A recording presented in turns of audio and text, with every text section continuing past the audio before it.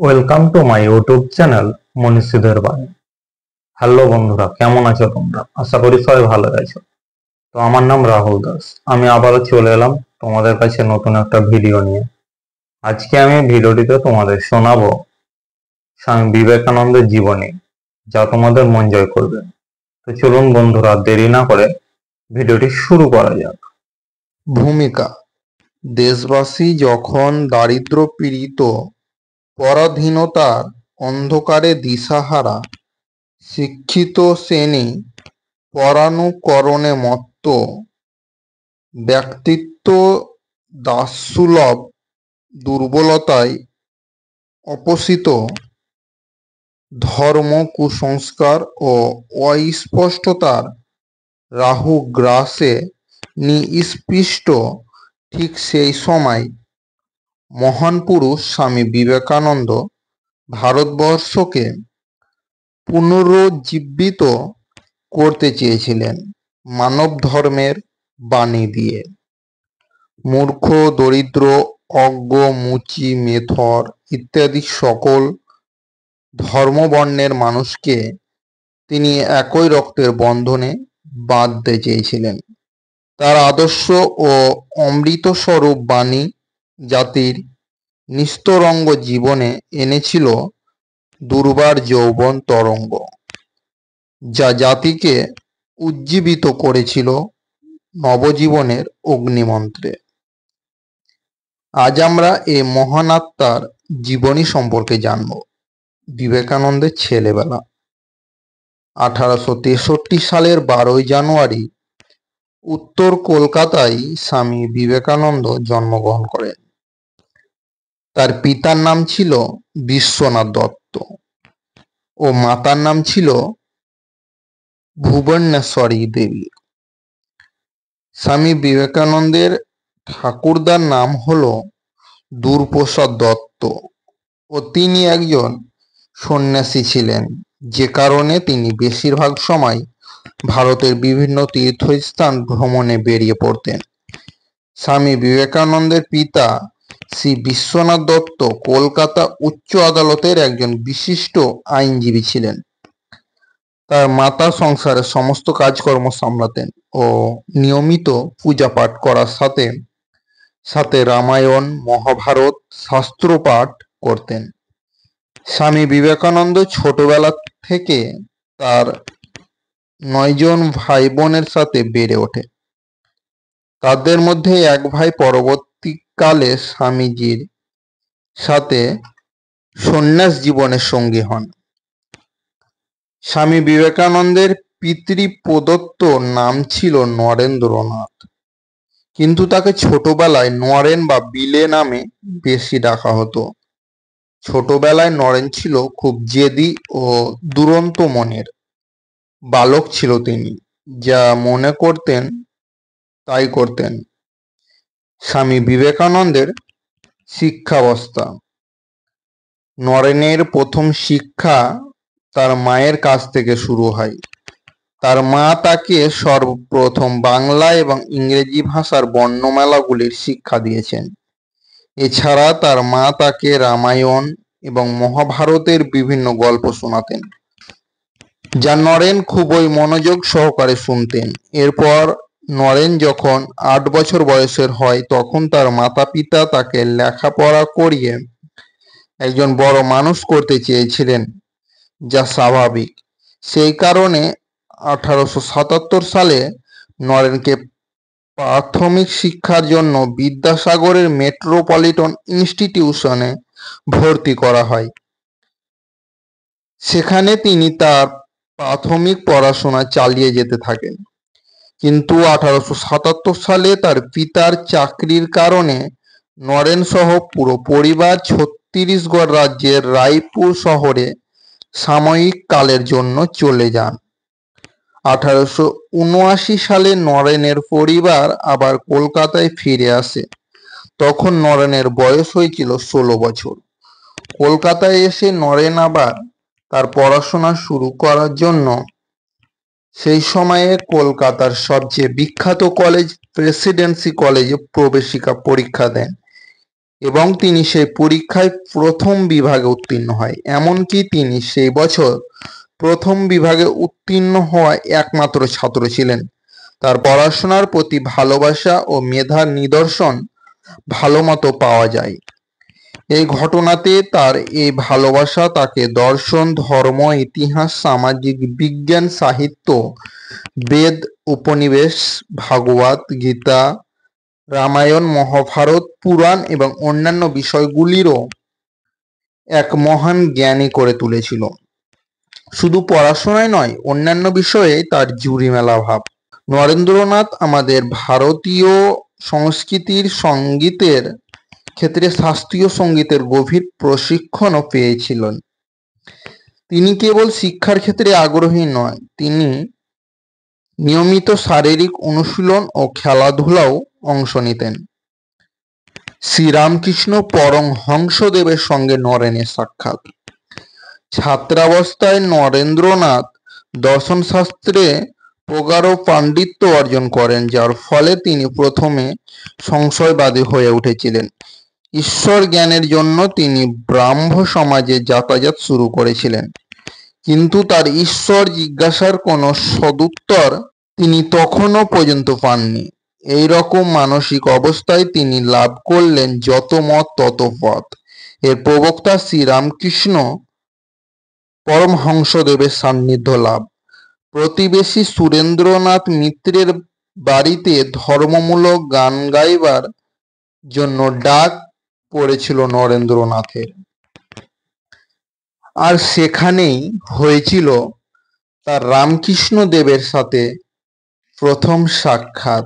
প্রথম দর্শনেই অভিভূত হয়ে পড়েছিলেন। নরেন্দ্রনাথ ঠাকুরের কাছ থেকে দক্ষিণেশ্বরে আসার আমন্ত্রণ পেলেন নরেন্দ্রনাথ, এবং সেই আকর্ষণ ক্রমশ তীব্র থেকে তীব্রতর হয়ে উঠল। সেই সময় পিতার আকস্মিক মৃত্যু ও চরম অর্থ সংকট নরেন্দ্রনাথের পরিবারে চরম বিপর্যয় এনেছিল। রামকৃষ্ণদেবের সান্নিধ্যে এসে তার সমস্ত সংশয় দূরীভূত হয়েছিল। একদিন শুভ লগ্নে তিনি শ্রীরামকৃষ্ণদেবের কাছ থেকে সন্ন্যাস ব্রতের দীক্ষা নিলেন। নরেন্দ্রনাথের সন্ন্যাস জীবনের নাম হল স্বামী বিবেকানন্দ। শ্রীরামকৃষ্ণের মহাপ্রণয়ের পর স্বামীজি পরিব্রাজক হয়ে সমগ্র ভারতে ঘুরতে লাগলেন। জাতি ধর্ম নির্বিশেষে সকলের সঙ্গে ঘনিষ্ঠভাবে মিশে তিনি ভারতের প্রকৃত রূপের সন্ধান পেলেন। ভারতের অগণিত মানুষের সীমাহীন দারিদ্র্য তার মনকে ব্যথিত করল। ধীরে ধীরে স্বামীজি ও রামকৃষ্ণদেবের মধ্যে পারস্পরিক সম্পর্ক আরো গাঢ় হতে থাকে। রামকৃষ্ণ পরমহংসদেবের মৃত্যু ও স্বামীজির সঙ্গে তার বিচ্ছেদ।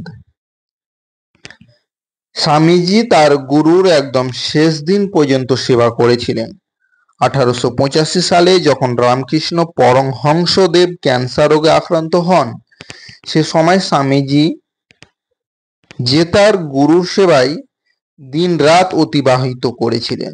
অবশেষে 1886 সালের 16 আগস্ট রামকৃষ্ণ পরমহংসদেবের মৃত্যু ঘটে এবং স্বামীজি সহ তার আরো 12 জন শিষ্য মিলে কলকাতায় বরাহনগরে রামকৃষ্ণ মঠ স্থাপন করে তারই স্মরণে এবং সেই গুরুর কাছ থেকে শেখা সমস্ত আধ্যাত্মিক সাধনাগুলি অনুশীলন করতে থাকেন। তখন থেকে নরেনের নাম হল বিবেকানন্দ। তিনি ভারত ভ্রমণে বের হলেন, পরিক্রমা করলেন হিমালয় হতে কন্যাকুমারিকা। সুপ্ত ভারত উঠল জেগে। নবজীবনে জাগরণ মন্ত্রের প্রভাবে নবজাগরণের সৃষ্টি হলো। শুধু ভারতই নয়, বরং বিদেশ যাত্রাও করেন বিবেকানন্দ।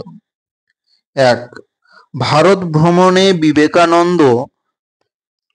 ভারত পথিক বিবেকানন্দ ভারত পর্যটনে বেরিয়ে পরিক্রমা করলেন হিমালয় থেকে কন্যাকুমারিকা, মিশরের হিন্দু, মুসলমান, চণ্ডাল, দরিদ্র, অজ্ঞ সাধারণ মানুষের সঙ্গে। অনুভব করলেন নির্যাতিত মানুষের হৃদয়ের যন্ত্রণা, ব্যথিত হলেন শত শত যুগের সামাজিক ও ধর্মীয় অত্যাচারে বিনষ্ট মনুষ্যত্ব ভারতীয়দের জন্য। তার অগ্নিগর্ভ বাণীতে স্পন্দিত হলো কুমারিকা হিমাচল, জেগে উঠল শক্তিমগ্ন ভারত, ভবিষ্যৎ ভারতের স্বপ্নদ্রষ্টা, অনাগত দিনের পথ প্রদর্শক ভারত প্রতীক বিবেকানন্দ শোনালেন নবজীবনের জাগরণ মন্ত্র। 2. আমেরিকা সফলে বিবেকানন্দ। 1893 খ্রিস্টাব্দ ছিল ইতিহাসের এক স্মরণীয় দিন। আমেরিকার শিকাগো শহরে বিশ্ব মহাধর্ম সম্মেলন অনুষ্ঠিত হবার সংবাদ পেলেন স্বামী বিবেকানন্দ, কিন্তু সেখানে তিনি ছিলেন অনাহূত। তা সত্ত্বেও কিছু ভক্তের অনুরোধে তিনি আমেরিকার পথে পাড়ি দিলেন বেদান্ত ধর্ম প্রচারের মহৎ উদ্দেশ্যকে সঙ্গে নিয়ে। গৈরিক শিরভূষণ, গৈরিক পরিধান ও সন্ন্যাসীর বেশে বিবেকানন্দ এসে পৌঁছালেন শিকাগো শহরে, কিন্তু প্রবেশের ছাড়পত্র তার ছিল না। কিন্তু শেষ পর্যন্ত মহৎ হৃদয় আমেরিকাবাসীর সহায়তায় তিনি কিছু সময়ের জন্য বক্তৃতা দেওয়ার অনুমতি নিয়ে ধর্মসভায় প্রবেশ করলেন। মঞ্চে উঠে শ্রোতাবর্গকে আত্মীয়তার উষ্ণ আবেগে সম্বোধন করলেন। আমেরিকাবাসী ভাই ও বোনেরা মুহূর্তে উচ্ছ্বাসিত করতালের ধ্বনিতে অভিনন্দিত হলেন প্রাচ্যের এ বীর সন্ন্যাসী। তিনি উদার কণ্ঠে শোনালেন, কোনো মানুষেরই ধর্ম পরিবর্তন করার প্রয়োজন নেই। আধ্যাত্মিকতা, পবিত্রতা কোনো ধর্ম সম্প্রদায়ের একচেটিয়া নয়। তিনি বললেন সামঞ্জস্য ও শান্তির কথা। প্রশংসা মুখর শ্রোতা মণ্ডলীরা হলেন আবির্ভূত। এরপর স্বামীজি আমেরিকা ও ইংল্যান্ডের নানা স্থানে বেদান্ত দর্শন ব্যাখ্যা করে বেড়াতে লাগলেন। অনেকেই তার শিষ্যত্ব গ্রহণ করলেন। তাদের মধ্যে অন্যতম ছিলেন মার্গারেট নোবেল, ভারতের মাটিতে এসে যিনি হয়েছিলেন ভগিনী নিবেদিতা। 1896 খ্রিস্টাব্দে স্বামী বিবেকানন্দের স্বদেশে প্রত্যাবর্তন করেছিলেন। স্বামী বিবেকানন্দের যুব সমাজ রচনা। স্বদেশে ফিরেও বিবেকানন্দ ক্লান্তিহীন কর্মী। বিবিধ সাংগঠনিক কাজে তিনি ডুবে গেলেন। পরমুখাপেক্ষী পরানুকরণ প্রিয় ভীরু ভারতবাসীকে নবজীবনের আদর্শে অনুপ্রাণিত ও আত্মশক্তিতে বলীয়ান করার ব্রত নিয়ে গড়ে তুললেন একদল আদর্শ সন্ন্যাসী। তারা স্বামীজির বাণী বিগ্রহ হয়ে ছড়িয়ে পড়লেন দিকে দিকে। 1897 খ্রিস্টাব্দে বিবেকানন্দ প্রতিষ্ঠা করলেন মানব সেবার অন্যতম প্রতিষ্ঠান রামকৃষ্ণ মিশন। ভারতের বিভিন্ন প্রান্তে গড়ে উঠল তার পরিকল্পিত ব্রহ্মচর্যাশ্রম। 1899 খ্রিস্টাব্দে বিবেকানন্দ তার নিরলস পরিশ্রমে গঙ্গার পশ্চিম তীরে প্রতিষ্ঠিত করলেন নবযুগের অন্যতম পুণ্য তীর্থস্থান বেলুড় মঠ। 1900 খ্রিস্টাব্দে প্যারিসে বিশ্ব ধর্ম সম্মেলনে যোগদান করার জন্য তার কাছে আমন্ত্রণ আসায় তিনি পাড়ি দিয়েছিলেন ইউরোপের পথে। বিশ্ববাসীকে মুগ্ধ করলেন তার বৈপ্লবিক চিন্তা ভাবনায়।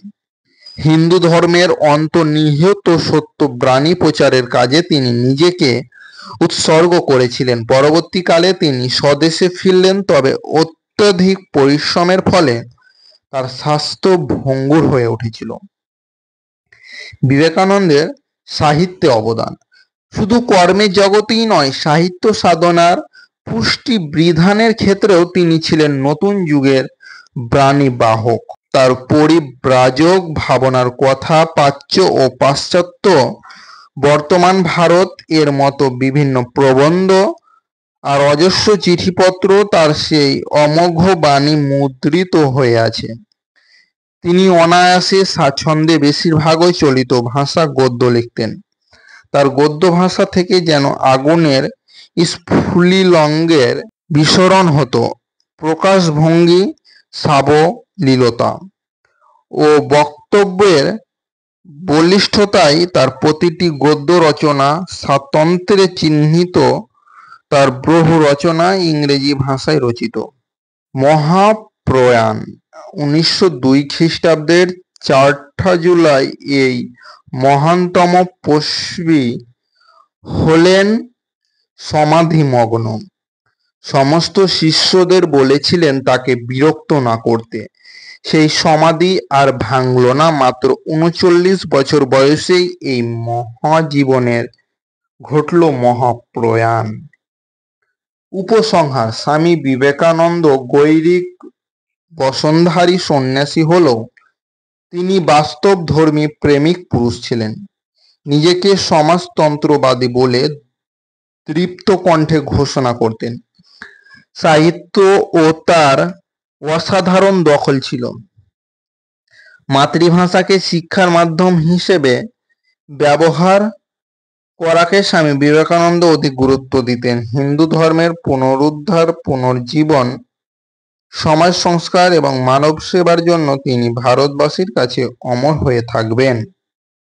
ভিডিওটি যদি আপনাদের ভালো লেগে থাকে তাহলে ভিডিওটিতে একটা লাইক, কমেন্ট, শেয়ার করবেন এবং এই ধরনের নতুন নতুন ভিডিও পেতে চ্যানেলটিকে সাবস্ক্রাইব করতে একদম ভুলবেন না এবং পাশে থাকা বেল বাটনটি প্রেস করবে যাতে সবার প্রথমে আমার নতুন ভিডিও আপনাদের কাছে গিয়ে পৌঁছায়। ভালো থাকবেন, সুস্থ থাকবেন। থ্যাংক ইউ, ধন্যবাদ। দেখা হবে পরবর্তী কোনো ভিডিওতে।